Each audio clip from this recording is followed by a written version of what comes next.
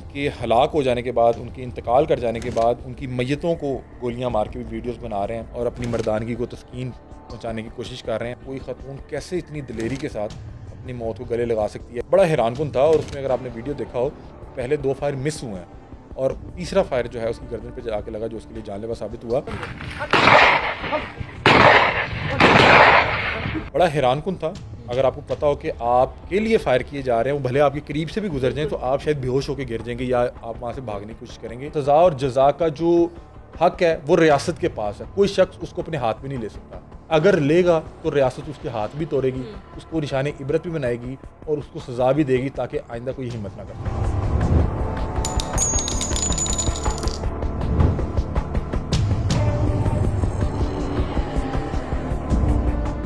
अच्छा, अभी 2025 जैसे जैसे गुजर रहा है वैसे वैसे मज़ीद खौफनाक होता जा रहा है। जैसे कि अभी जो करंट वाक़या चल रहा है जिसने बड़ी पीक पकड़ी है, जबकि वो एक तो वहाँ तकरीबन पुराना है, बलोचिस्तान वाला, वहाँ पर एक ख़ातून को कत्ल किया गया। हमें बताएंगे इसकी मुकम्मल तफसीलात हैं क्या?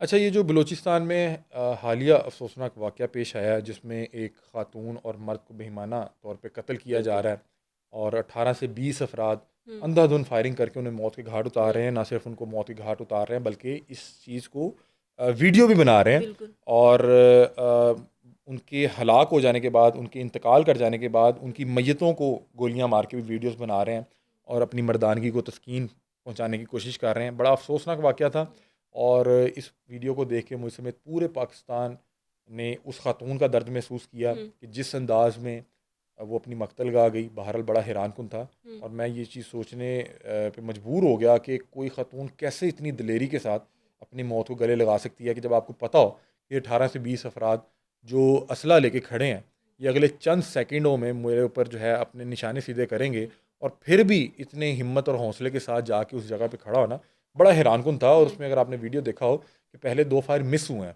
हुँ, और तीसरा फायर जो है उसकी गर्दन पे जाके लगा, जो उसके लिए जानलेवा साबित हुआ। बड़ा हैरानकुन था। हुँ, अगर आपको पता हो कि आपके लिए फायर किए जा रहे हैं, वो भले आपके करीब से भी गुजर जाएं, तो बिल्कुल। आप शायद बेहोश होकर गिर जाएंगे या आप वहाँ से हुँ, भागने की कोशिश करेंगे। लेकिन उस खातून को दिलेरी के पूरे नंबर दिए जाएं कि उसने जिस अंदाज में अपनी मौत का सामना किया, वो बड़ा हैरानकुन था। अच्छा, ये बड़ा अजीबोगरीब वाक़या था और बड़े अफसोस के साथ कहना पड़ रहा है, ये ना तो पहला वाक़या था, ना कोई आखिरी वाक़या है। इस तरह के हज़ारों वाक़यात रोज़ हुँ, होते हैं, लेकिन उनकी वीडियोज़ नहीं बन पाती। अब ये देखा जाए कि इसकी वीडियो अगर सामने ना आती, तो वो तो 1.5 माह से कब्र के नीचे ही हैं। बिल्कुल। उनके लिए तो ये जहान-ए-फ़ानी ख़त्म हो गया हुआ है। हुँ, और जब ये वीडियो सामने आया, पूरे पाकिस्तान में कोहराम मच गया कि ये कैसे हुआ है? कि एक ख़ातून कितनी दिलेरी के साथ जाके जो है वो अपनी मौत को गले लगा रही है, और ये 18-20 कौन लोग हैं जो ख़ातून को इस अंदाज़ में मौत के घाट उतार रहे हैं। अब वीडियो वायरल हुई तो उसके हवाले से बहुत ज़्यादा किसी के पास डिटेल्स नहीं थी, हुँ, तफ़सीलात नहीं थी। अब होता क्या है कि ये सोशल मीडिया का दौर है, सोशल मीडिया पे कोई भी चीज़ ट्रेंड करे या कोई भी चीज़ पब्लिक अटेंशन का बाइस बन जाए, तो इन लोगों ने जो है उस पे जो है कुछ व्यूज़ उठाने होते हैं, उनकी मद में पैसे और डॉलर्स आने होते हैं। अब किसी के पास तफ़सीलात नहीं थी। उसकी बड़ी वजह ये थी कि बलूचिस्तान के जिस इलाके में ये अफसोसनाक वाक़या पेश आया, वो बेसिकली नो गो एरिया है। वहाँ पे रियासत की रेट उस तरह से कायम नहीं हुँ, है। वहाँ पे जो है ये फ़ोर्सेस भी उस अंदाज़ में हुँ, नहीं जो है वो सफ़र करती। तो अब इस वजह से फ़ौरी तौर पे तफ़सीलात का आना बड़ा मुश्किल था।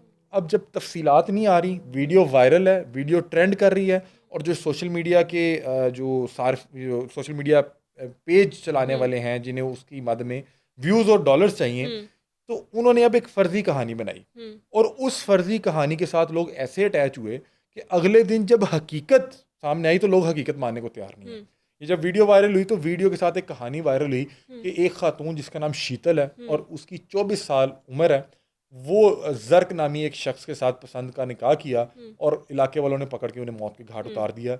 ये खबर सबसे पहले वायरल हुई। बिल्कुल। अब जब ये खबर वायरल हुई, जो झूठी खबर होती है ना, उसके अपने ही अंदर बहुत से ऐसे तज़ाद मौजूद हुँ, होते हैं, जो कि आपको ये चीज़ सोचने पे मजबूर कर देते हैं कि ये शायद ठीक इन्फॉर्मेशन नहीं है। और हमने भी फ़ौरी तौर पे जब इस चीज़ को जो है वहाँ से अपने सोर्सेज़ से कन्फ़र्म किया, तो उन्होंने हमें कहा कि अली भाई, इस तरह का वाक़या ज़रूर हुआ है, लेकिन इस हवाले से जो नाम चल रहे हैं हुँ, या जो ख़बर चल रही है, वो अफ़सानवी है। हुँ, वो किसी ने ऐसी मनगढ़ंत बनाई और वहाँ से एक ने शेयर की, फिर उसी को कॉपी करके दूसरे ने उठा ली, उस पे व्यूज़ आने लग गए, क्योंकि लोगों की सिंपैथी उस खातून के साथ थी। उस वीडियो को देख के वो परेशान थे। अब उस वीडियोज़ के मुतालिक लोग जानना चाहते थे। अब उसमें किसी भी सोशल मीडिया के जो भी ये पेजेस होते हैं उन्होंने जो भी लगा दिया उनके लिए हरफ आखिर वो हो गया।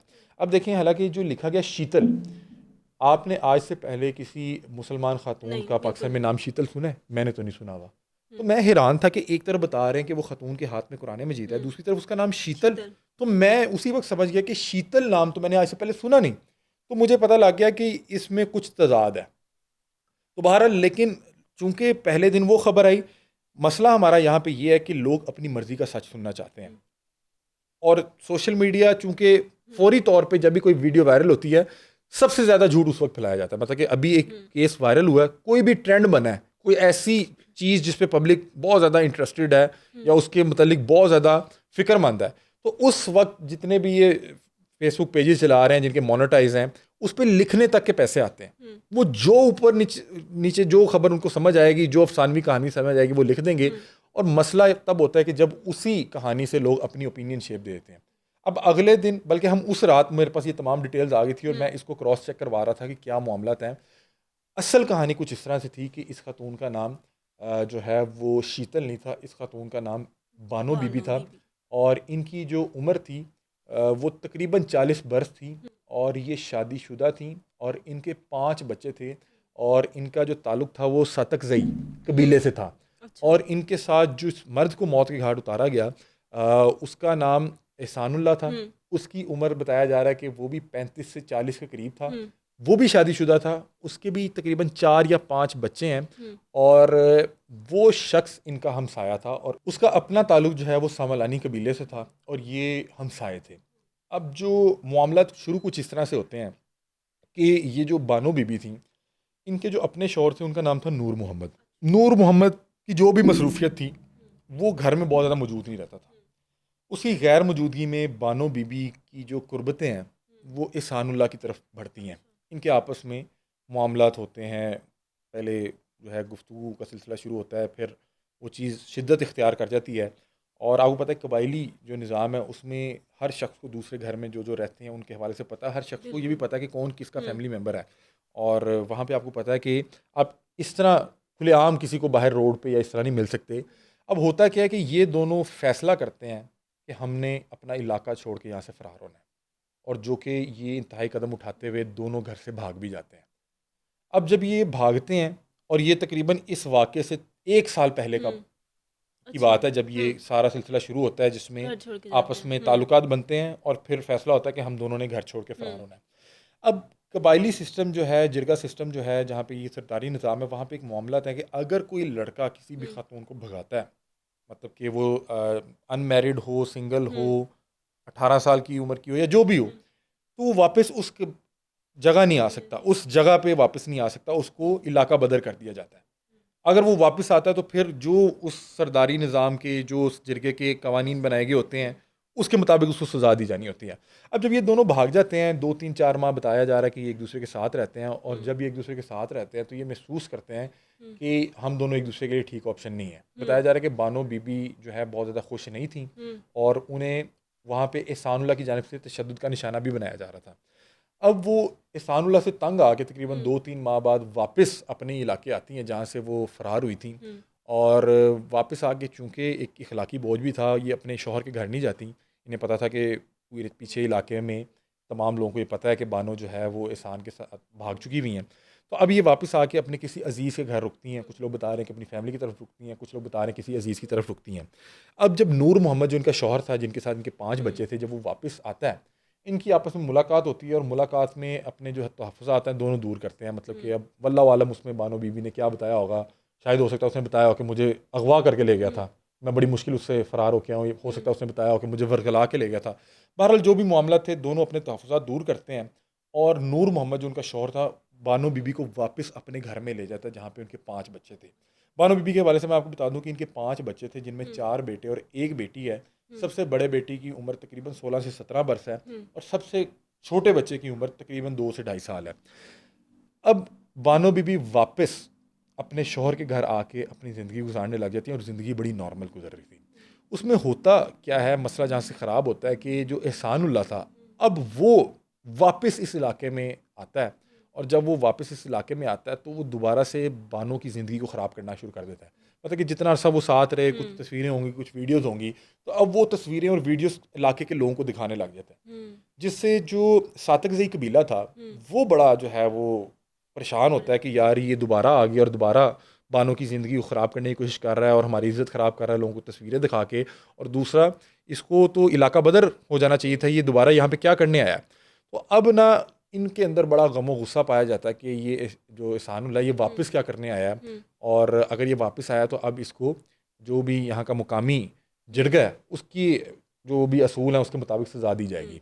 अब उस दौरान जो सातकजई कबीला है वो सामलानी कबीले के ऊपर चढ़ाई भी करता है, मतलब कि बाकायदा तौर पे असला लेके भी कोशिश करते हैं कि किसी तरह एहसानुल्लाह को ग्रैब किया जाए, उसको सजा दी जाए। और बताया जा रहा है कि 30-40 लोग इस कबीले के असले के साथ जाते हैं, कुछ लोग वहाँ पे, क्योंकि इसने वहाँ पे पनाह हासिल की हुई थी, और कबायली सिस्टम में जिस घर में आपने पनाह हासिल की हो तो आपकी जिम्मेदारी उस पर आयद होती है और वो आपको प्रोटेक्ट कर रहा होता है, भले उसको अपनी जान भी देनी पड़े। अब पहले तो ये बच गया, वहाँ भी बताया जा रहा है कि बाकायदा तौर पर मुकाबला हुआ, गोलियों का तबादला हुआ, लेकिन ये बच गया। फिर उसके बाद ये किसी तरह से सातकजई कबीले के हत्थे चढ़ जाता है एहसानुल्लाह, और वो इसको लेके अपने कबीले के सरदार शेरबाज सातकजई के जिरगे में पहुँच जाते हैं। अब वहाँ पे बताया जाता है कि जी ये पहले हमारी एक जो है बच्ची उसको निकाल के ले गया, 2-3 माह उसको ज़बरदस्ती रखा, वो किसी तरह वापस आई और अब वो लड़की दोबारा अपने घर में हंसी खुशी अपनी ज़िंदगी बसर कर रही है, और ये दोबारा आ गया, लोगों को तस्वीरें भी अजीबोगरीब शेयर कर रहा है, और जो है ना चूँकि इसने हमारी इज़्ज़त ख़राब की थी तो इसको दोबारा वापस नहीं आना चाहिए था। तो जिरगा इसको सुन के उसको जो है वो मौत की सज़ा सुना देता है कि इसको कत्ल किया जाए। कबीला था सामलानी, वो ये कहते हैं कि अगर आपने सिर्फ एहसानुल्लाह को मौत के घाट उतारा तो फिर आपकी और हमारी दुश्मनी शुरू हो जाएगी, मतलब कि दोनों कबाइल की आपस में दुश्मनी शुरू हो जाएगी और हम इसका बदला लेंगे। और उसके हल के तौर पे वो एक तजवीज़ देते हैं कि आप इन दोनों को कत्ल करें, मतलब आप सिर्फ हमारा बंदा कत्ल ना करें, आप अपने कबीले की वो खातून भी कत्ल करें जिसको लेके ये भागा था, और ये दोनों फिर 2 महीने तक यहाँ से गायब रहे और उसके बाद ये वापस आए, आप सिर्फ इसको कत्ल ना करें। अब देखें ना कि जब किसी भी इंसान के पास सज़ा या जज़ा का जो है वो हक आ जाए तो वो फिर इसी तरह की उल्टे सीधे फैसले करेगा। यहाँ पे देखें जो है निज़ाम इंसाफ मौजूद है, यहाँ पे रियासत मौजूद है। अगर आपको किसी के साथ कोई भी मसला है, आप उसको लेके कोर्ट ऑफ लॉ में जाएं और वहाँ पे जाके जो है अपनी दरख्वास्त करें। रियासत के पास सिर्फ इख्तियार होना चाहिए किसी को भी सज़ा या जज़ा देने का। आपके पास किसी को कत्ल करने का, किसी को सज़ा या जज़ा देने का आपके पास कोई हक नहीं है। हमारा सबसे बड़ा मसला ये है कि हम लोग जो है खुद ही जो है वो काजी बन के, खुद ही कानून बन के खुद ही फैसला कर लेते हैं। यहाँ पे हज़ारों ख़वातीन, लाखों ख़वातीन को इज़्ज़त के नाम पे, गैरत के नाम पे कत्ल कर दिया जाता है। कंदील बलोच का एक मामला है कि कंदील बलोच उसके भाई ने कत्ल कर दिया। कोई मतलब कि यहाँ पे कुछ मसला हो, हम लोग कोशिश करते हैं कि हम अपने ऑन पे जो है वो फैसला कर लें, और ख़ास तौर पे जितने ये गैरत वाले मामलात हैं इसमें तो हम लोग सोचते समझते भी नहीं हैं, और जो हमारी समझ में आता है वही कर जाते हैं। अच्छा, जो पाकिस्तान का बलूचिस्तान की तरफ वडेरा सिस्टम है, उसको देख के आपको लगता है क्या जो मुजरिम है उनको सज़ा भी मिलेगी? देखें, रियासत को ये चीज़ नज़र नहीं आती कि कोई कितना ताकतवर है। रियासत ने जब इंसाफ करना है तो वो भले कोई अमीर हो, गरीब हो, एक जैसा करना चाहिए। लेकिन लोगों के जहन में ये सवाल या खदशात क्यों है कि हमारे यहाँ हमने देखा कि हमेशा जो ताकतवर होता है वो किसी न किसी अंदाज में बच जाता है, उसके लिए कोई ना कोई राह फ़रार जो है वो रखी जाती है और उसको वहाँ से निकाल लिया जाता है, और उसका जो दंड है, उसकी जो सज़ा है वो कोई आप मेरे जैसा कोई गरीबी भुगत रहा होता है। तो बहरहाल आपको बताया कि ये एक टेस्ट केस है जिसका प्रेशर तो बहुत ज़्यादा आएगा जो सरफराज भुगटी साहब है, CM बलोचिस्तान। लेकिन टेस्ट केस का मतलब ही है कि इसमें उन्होंने अपने आप को साबित करना है कि रियासती कानून जो है वो हर शख्स के लिए बराबर है। रियासती रेट को कोई शख्स चैलेंज नहीं कर सकता। सज़ा और जज़ा का जो हक है वो रियासत के पास है, कोई शख्स उसको अपने हाथ में नहीं ले सकता। अगर लेगा तो रियासत उसके हाथ भी तोड़ेगी, उसको निशाने इबरत भी बनाएगी और उसको सज़ा भी देगी ताकि आइंदा कोई हिम्मत ना कर सके।